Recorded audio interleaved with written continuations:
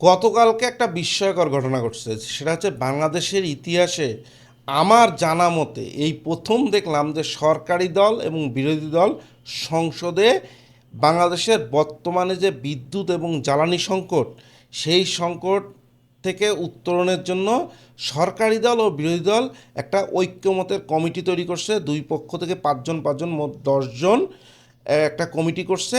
তারা বাংলাদেশের বিদ্যুৎ এবং জ্বালানি বিষয়ক সমস্যার সমাধানের বা এখন যে ক্রাইসিস তৈরি আছে সেটাকে ফেস করার জন্য সরকারি দল থেকে 5 জন, বিরোধী দল থেকে 5 জন, এবং এটাকে কমিটিকে হেড করবে বিদ্যুৎ ও জ্বালানি মন্ত্রী টুকু সাহেব। এইটা কিন্তু খুবই একটা ধন্যবাদ পাওয়ার মতন কাজ করছে এবং প্রশংসার কাজ করছে। বাংলাদেশের ইতিহাসে আমরা সবসময় দেখছি জাতীয় বিষয়ে দেশ যখন চরম সংকটে পড়ে তখন সরকারি দল এবং বিরোধী দল পরস্পরের মুখোমুখি অবস্থানে যায়, এবং দেখা গেছে যে বিদেশি কোনো বিষয়েও সরকারি দল এবং বিরোধী দল ঐক্যমতে আসতে পারে না।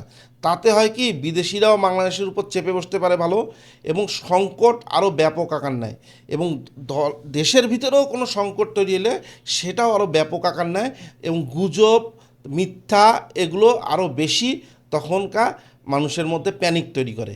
তাই সরকারি দলকে বিশেষ করে থ্যাংক ইউ দিব যে এই প্রথম তারা এই ধরনের একটা উদ্যোগ নিল যে আমরা একটা সকল রাজনৈতিক দল মিলায় এই যে সংকটে পড়ছে এই সংকট থেকে উত্তরণের একটা পরিকল্পনা করব এবং সেই মোতাবেক কাজ করব।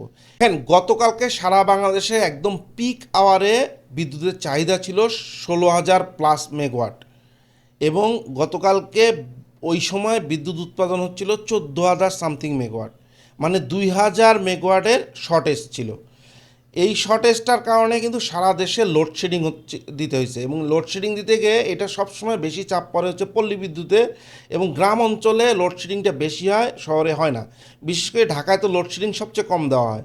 তো গতকালকে বিএনপি আরও একটা যুগান্তরী সিদ্ধান্ত নিছে, এবং বিরোধী দলও এটাকে সমর্থন করছে যে ঢাকায় এখন গড়ে প্রতিদিন 110 মেগাওয়াট লোডশেডিং ডিস্ট্রিবিউশন হবে। ঢাকা এবং চট্টগ্রাম সহ দেশের জেলা শহরগুলোতে আসলেই এখন এই মুহূর্তে লোডশেডিংয়ের পরিমাণটা বাড়ায় দেওয়া উচিত, যেটা বাস্তবতা। এবং গ্রাম অঞ্চলে উপজেলা এবং ইউনিয়ন পর্যায়ে যে পল্লী বিদ্যুতের মাধ্যমে যে বিদ্যুৎ যায় সেই বিদ্যুৎটাকে নিরবিচ্ছিন্ন করা উচিত। কারণ কেন, এটা বড় চাষের মৌসুম, এই সময় ইরিগেশন লাগে, কারণ খরা চলতেছে, এখন মাটি শুকনায়, এই সময় সেচ অ্যাভেলেবেল রাখতে হবে। সেই জন্য এখন উপজেলা পর্যায়ে পল্লী বিদ্যুৎকে নিরবিচ্ছিন্ন বিদ্যুৎ দেওয়া উচিত, এবং সেই গ্রাম অঞ্চলে লোডশেডিংটাকে কমায় সেই লোডটা ডিস্ট্রিবিউশন করা উচিত ঢাকা, চট্টগ্রাম এবং জেলা শহরগুলোতে। মানুষকে কষ্ট করতে হবে, বিকল্প আসলে কিছু নাই। আমাদের যে বিদ্যুৎ সেক্টর, এটাকে আসলে আমি কথা বললে না সবাই মন খারাপ করবেন। বাংলাদেশের বিদ্যুৎ সেক্টর যখন আওয়ামী লীগ সরকার ক্ষমতা আসে 2008 সালে, তখনকার 4,200 মেগাওয়াট অ্যাপ্রক্সিমেটলি আমাদের বিদ্যুৎ উৎপাদন ক্ষমতা ছিল। সেটাকে 2025 সাল পর্যন্ত এসে 28,000+ মেগাওয়াট আমাদের উৎপাদন ক্ষমতা বিদ্যুৎ করলো। এটা খুব ভালো কথা, কিন্তু এই যে 4,000 থেকে 28,000 আনতে যে আমাদের যে কি পরিমাণে ডলার বার্ন করা হয়েছে, কি পরিমাণে দুর্নীতি করা হয়েছে, এটার একটা শ্বেতপত্র বের করা উচিত। একটা ছোট্ট উদাহরণ দিই, 2007-8-এ এসে সামিট পাওয়ার বাংলাদেশের শেয়ার মার্কেটে রাইট শেয়ার ছাড়ছিল হচ্ছে 80%। আপনারা জানেন তা সেই সময়ে 2007 সালে সামিট পাওয়ারের 80% রাইট শেয়ার ক্যান্সেল করছিল হচ্ছে স্টক এক্সচেঞ্জ। কারণ কেন, সামিটের মালিক বা ডাইরেক্টরদের হচ্ছে ক্রেডিট কার্ডের বিলও ঠিক মতন দেওয়া ছিল না। সে যেই সামিট গ্রুপের ডাইরেক্টরদের ক্রেডিট কার্ডের মাত্র 72,000 টাকা পরিশোধ করার ক্ষমতা নাই, তারা মনে করেন 2007 থেকে 2008-এ আওয়ামী লীগ ক্ষমতায় আসার মাত্র 3 বছরের মধ্যে 2010-11-এর মধ্যে এসে এই সামিট হচ্ছে বাংলাদেশের বেসরকারিভাবে পাওয়ার সেক্টরে 1 নাম্বার। সামিটকে বলা হয়তো যে বিদ্যুতের মেসি।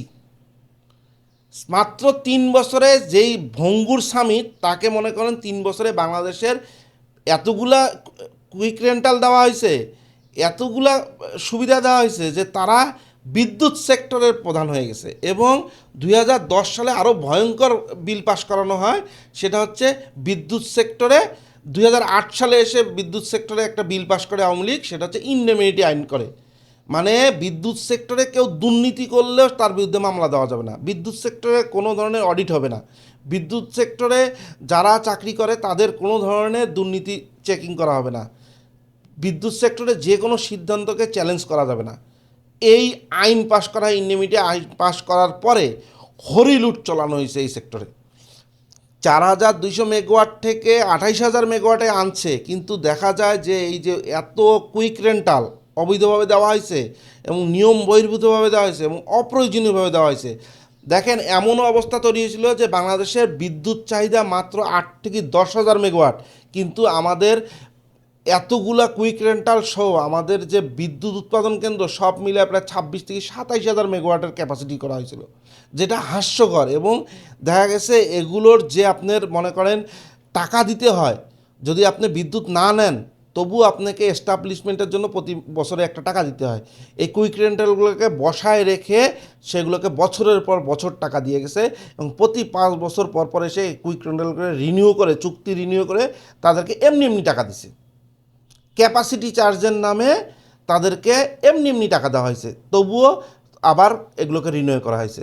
এখন এইটা কিন্তু পুরা টাকাটা কিন্তু এখন পর্যন্ত সরকারকে টানতে হচ্ছে এইভাবে চুক্তি করা, নাহলে এরা কিন্তু আন্তর্জাতিক আদালতে যেয়ে মামলা করে দিতে পারবে এদেরকে টাকা না দিলে। এই কুইক রেন্টালগুলো ঘরে বসে আছে, কিন্তু এই টাকাগুলো তো সরকারকে দিতে হচ্ছে। সরকার সেই টাকা দিয়ে কিন্তু ফার্নেস অয়েল আনতে পারতো, গ্যাস আনতে পারতো, সেটা আনতে পারতেছে না। তার মধ্যে বর্তমানে যে ইরানের সংকট তৈরি হয়েছে, এই ইরান কেন্দ্রিক মধ্যপ্রাচ্যের সংকট তৈরি হচ্ছে, সেইখানে কিন্তু আমাদের জ্বালানি নির্ভরতা সবচেয়ে বেশি। আমাদের গ্যাস, ফার্নেস অয়েল, আমাদের জ্বালানি তেল সবই একটা বড় অংশ আসে হচ্ছে মধ্যপ্রাচ্যের এই দেশগুলো থেকে। সেটা এখন বন্ধ হওয়ার কারণে কিন্তু আমাদের এখন বিদ্যুৎ উৎপাদন থেকে শুরু করে আমাদের কিন্তু এখন এই জ্বালানি সেক্টরেও সমস্যা তৈরি হয়েছে এবং ডলার সংকট তো তৈরি হয়েছেই। সেই কারণে এখন যে জাতীয় একটা ঐক্যমতের দরকার ছিল, সেই ঐক্যমতটা গতকালকে করছে এবং সরকারি দল এবং বিরোধী দল একসাথে হয়ে সিদ্ধান্ত নিছে যে এখন যে সংকটটা চলতেছে সেই সংকটটা মোকাবেলায় তারা একটা ঐক্যমত্যভাবে একটা সিদ্ধান্ত নেবে। এটা একটা খুব ভালো দিক। এতে হবে কি, যে মানুষের মধ্যে একটা ভুল মেসেজ যাবে না বা গুজব যাবে না, মানুষ প্যানিকড হবে না। তখন মানুষের মধ্যে একটা ঐক্যমত তৈরি হবে যে আমরা সবাই মিলে এই সংকটটা মোকাবিলা করতে হবে। আমাদের সবচেয়ে বড় একটা কাজ করা উচিত, বর্তমান সরকারের কাছে একটা আবেদন রইল যে আপনারা অবশ্যই ওই ইনডেমনিটি আইনটা সরায় দেন বিদ্যুৎ সেক্টর থেকে, এবং বিদ্যুৎ সেক্টরে যেসব দুর্নীতি হয়েছে, এই সামিট পাওয়ারের মতন এতগুলো কোম্পানিকে যে একচেটিয়া সুবিধা দিয়ে দেশের এখন পর্যন্ত বার্ডেনটা তো ক্রিয়েট করে রাখছে, সেটার একটা সুষ্ঠু বিচার করা উচিত, শ্বেতপত্র প্রকাশ করা উচিত যে এত কুইক রেন্টাল কেন বানানো হয়েছিল। আমাদের এখন দেখা যায় যে বিদ্যুৎ সেক্টরে যা বরাদ্দ তার একটা বড় অংশই এইসব বসে থাকা কুইক রেন্টালকে টানতে হচ্ছে। এগুলো থামানো উচিত এবং অবশ্যই ঢাকা, চট্টগ্রাম সহ জেলা শহরগুলোতে লোডশেডিং ডিস্ট্রিবিউশন করে উপজেলা এবং গ্রাম পর্যায়ে নিরবিচ্ছিন্ন বিদ্যুৎ নিশ্চিত করা উচিত। তাহলে আমাদের কিন্তু খাদ্য সংকট তৈরি হবে না। নাহলে কিন্তু এই বড় মৌসুমে ইরিগেশনের সমস্যা তৈরি হলে তাহলে কিন্তু আমাদের এই বিপদের পরে আরও বড় বিপদ আসবে, সেটা হচ্ছে আমাদের ঠিক মতন চাল উৎপাদন হবে না, কৃষিক্ষেত্রে ব্যাঘাত ঘটবে। এটা কিন্তু মনোযোগ দেওয়া উচিত। এবং সারেও কিন্তু সমস্যা তৈরি হতে পারে, কারণ মধ্যপ্রাচ্য থেকে আমাদের সারের চাহিদা 30 থেকে 40% আসতো, সেটাও কিন্তু বন্ধ থাকবে। এটা নিয়েও কিন্তু একটা ঐক্যমতের একটা ভাবে ফেস করা উচিত। এবং আমি আবারও বলতেছি যে বিদ্যুতে প্রয়োজনে লোডশেডিং দেন, এই ডলার বার্ন করে এত মানে মানে ঋণ করে ঘি খাওয়ার দরকার নাই। বাংলাদেশে আসলেই বিদ্যুৎ সেক্টরে একটু লাগাম টানা উচিত। আমাদের যতটুক সক্ষমতা তা দিয়ে আমাদের চলা উচিত। এই বিদেশ থেকে ঋণ করে নিয়ে এসে তারপরে সারা দেশে ফ্যান্টাসি করার সুযোগ নেই। দরকার হলে ক্যাপাসিটি কমায় নিয়ে আসেন। আমাদের 16,000 যদি হাইয়েস্ট পিকে নিড হয় বিদ্যুতের 16,000 প্লাস মেগাওয়াট, তাহলে ক্যাপাসিটি সর্বোচ্চ 25,000 পর্যন্ত রাখেন। এই ক্যাপাসিটি 30,000 প্লাস নিয়ে যেয়ে এগুলো বসে থাকা বিদ্যুৎ কেন্দ্রগুলোকে, বেসরকারি বিদ্যুৎ কেন্দ্র যেগুলো আওয়ামী লীগ সরকার দিয়ে গেছে বছরের পর বছর, তাদেরকে ক্যান্সেলেশন করান। এগুলোর দরকার নাই। এখন ডলার বার্ন করা বন্ধ করেন।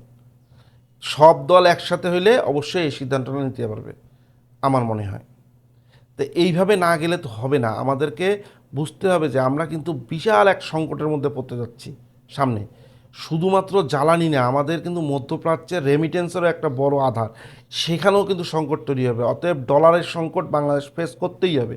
সেই জায়গায় রাজনৈতিকভাবে ঐক্যবদ্ধ হয়ে আমার মনে হয় বিদ্যুৎ সেক্টরে দেশের মানুষকে অন্তত 6 মাস বা 1 বছর ভোগান্তি দিয়ে হলেও, লোডশেডিং দিয়ে হলেও, এইখানে যে দুর্নীতি করা হয়েছে সেই দুর্নীতিগুলো বন্ধ করে যতটুক ঠিক প্রয়োজন, এবং ইন্ডাস্ট্রিয়াল সেক্টরে যতটুক প্রয়োজন এবং কৃষিক্ষেত্রে যতটুক প্রয়োজন সেটাকে নিরবিচ্ছিন্ন করা।